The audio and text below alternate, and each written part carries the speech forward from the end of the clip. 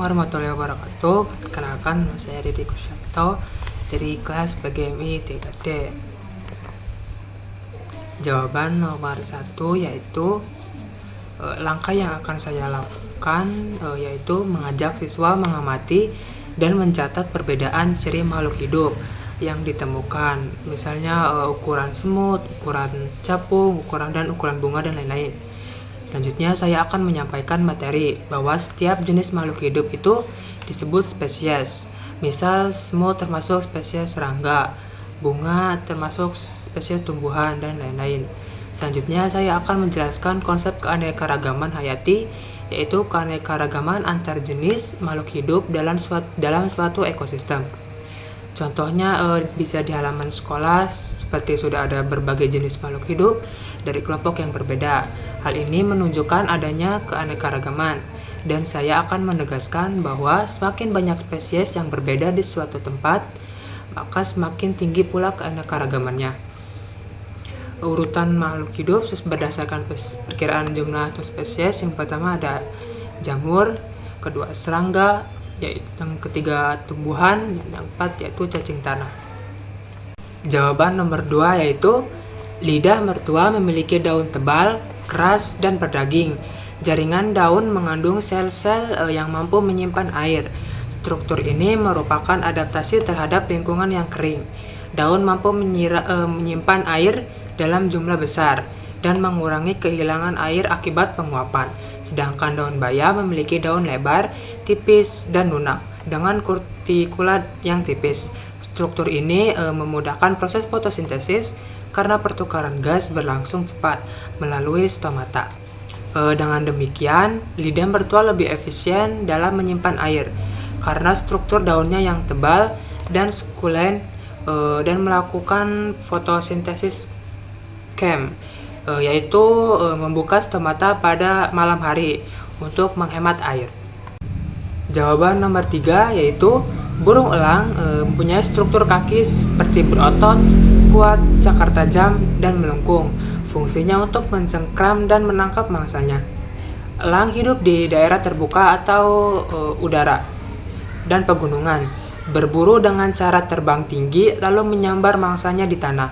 Struktur kakinya sangat membantu kemampuan berburu dan memegang mangsa dengan kuat. Itik, struktur kakinya memiliki selaput antara jarinya.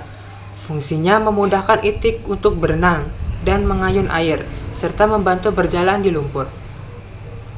Itik beradaptasi di perairan seperti sawah atau rawa-rawa. Burung pelatuk, struktur kakinya yaitu memanjang, runcing, dan bercakar kuat. Fungsinya membantu memanjat dan mencengkram batang pohon dengan kuat. Jika elang memiliki kaki seperti itik, maka ia akan kesulitan mencengkram masanya. Misalnya kehilangan keseimbangan saat bertengger di pohon dan tidak cocok untuk lingkungan darat dan udara, serta penurunan kemampuan bertahan hidup atau ketika mencengkram mangsanya. Jawaban nomor 4 yaitu dalam rantai makanan, alga berperan sebagai produsen.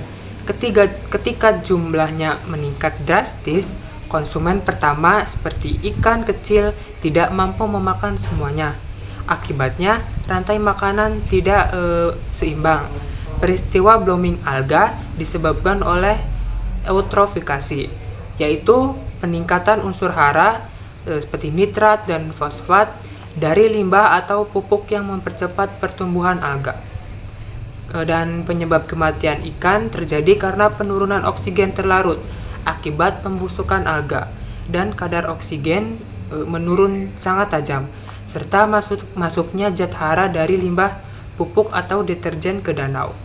Jawaban nomor 5 yaitu rencana mengubah hutan mangrove menjadi tambak udang memang memberi keuntungan ekonomi jangka pendek, seperti peningkatan pendapatan pada masyarakat, membuka lowongan kerja baru seperti pekerja tambak, pengepul, dan pedagang.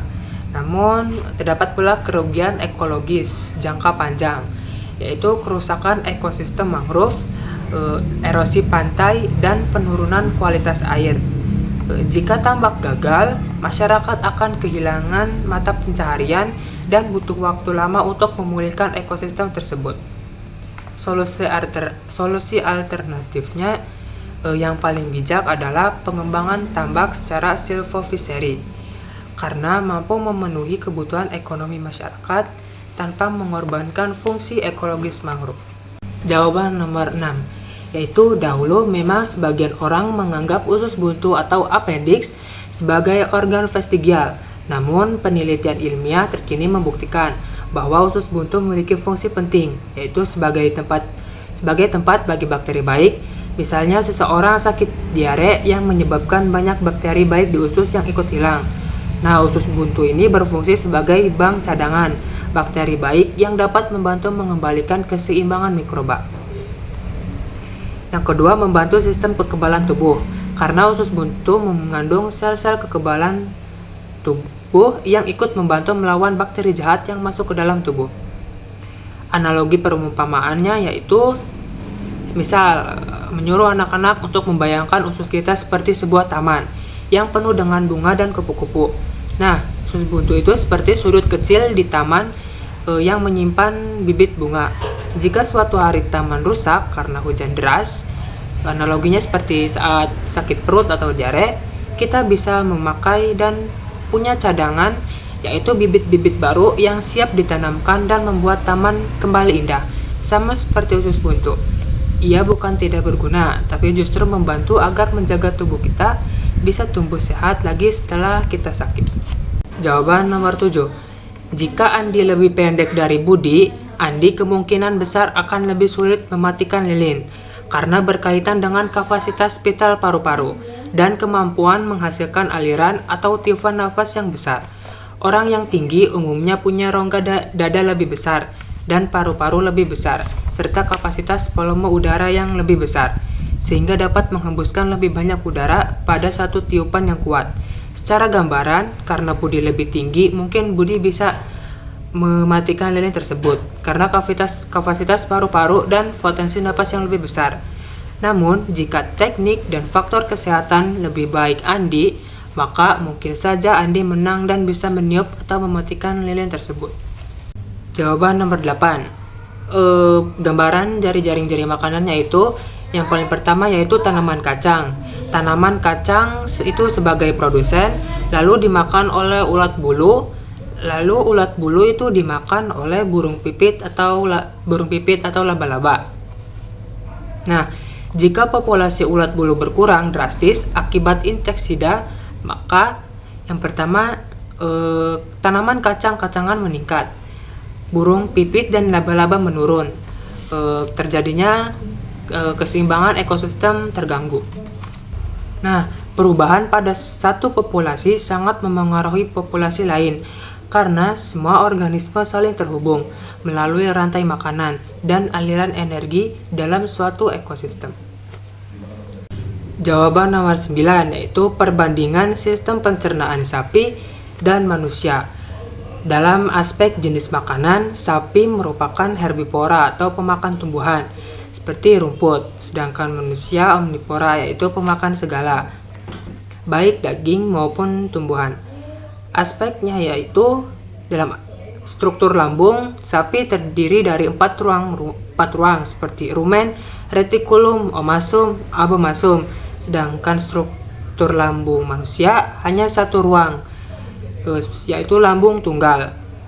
Proses pencernaan awal sapi yaitu rumput dikunyah, masuk ke rumen retikulum, lalu dimuntahkan kembali untuk dikunyah. Sedangkan manusia, makanan langsung dikunyah di mulut, lalu langsung dicerna di lambung dan usus. Kemampuan mencerna selulosa. Sapi mampu mencerna selulosa karena di rumen terdapat bakteri dan protozoa simbiotik yang menghasilkan enzim selulose. Sedangkan manusia tidak mampu mencerna selulosa karena tidak memiliki mikroorganisme penghasil enzim selulose. Meskipun sapi dan manusia sama-sama mamalia, perbedaan struktur sistem pencernaan mencerminkan perbedaan jenis makanan dan cara hidupnya.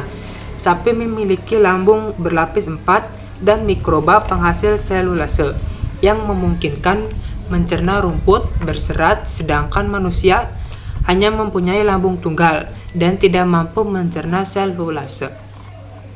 Nomor 10 yaitu kegiatan pembelajaran sederhana konsep konservasi air. Yang pertama, tahap pertama yaitu tahap pendahuluan, kurang lebih 10 menit. Guru membuka dengan pertanyaan pemantik. Apa yang terjadi kalau air di rumah kita habis? Lalu, siswa berbagi pengalaman tentang bagaimana mereka menggunakan air di rumah dan di sekolah. Lalu, guru menjelaskan tujuan kegiatan hari ini, yaitu mengamati bagaimana air digunakan di sekitar sekolah dan belajar cara menjaganya agar tidak boros. Tahap kedua yaitu tahap inti, observasi dan diskusi, kurang lebih 30 menit. Observasi dilakukan di lingkungan sekolah. Siswa dibagi menjadi beberapa kelompok kecil, yaitu 3-4 orang. Nah, tiap kelompok membawa lembar observasi sederhana dengan kolom seperti: pertama, di mana saja air digunakan di sekolah. Kedua, apakah air digunakan dengan hemat atau boros? 3, apakah ada keran yang bocor atau air mengalir tanpa digunakan? Nah, setelah observasi, siswa kembali ke kelas dan mendiskusikan temuan mereka. Guru menyuruh siswa mempresentasikan hasil diskusi mereka. Lalu, guru mengajak siswa melakukan simulasi penggunaan air hemat, misalnya menutup keran saat tidak digunakan dan menyiram tanaman secukupnya. Lalu, siswa diminta membuat poster bertema "Ayo Hemat Air" yang akan ditempel di dinding sekolah. Ketiga yaitu tahap penutup, kurang lebih 10 menit. Guru dan siswa bersama-sama menyimpulkan mengapa air sangat penting bagi kehidupan dan apa akibatnya jika air dibuang-buang. Lalu guru menutup dengan pesan moral, yaitu air adalah teman kita setiap hari. Kalau kita menjaganya, air akan terus membantu kita hidup. Nilai-nilai konservasi yang ditanamkan yaitu tanggung jawab, seperti menjaga sumber daya alam secara bersama. Yang kedua, kepedulian lingkungan, yaitu menjaga dan menyadari pentingnya menjaga air agar tidak terbuang. Ketiga, yaitu disiplin dan kebiasaan baik, yaitu penggunaan air secukupnya. Yang terakhir yaitu kerjasama, bekerja sama dalam observasi dan menjaga fasilitas air di sekolah.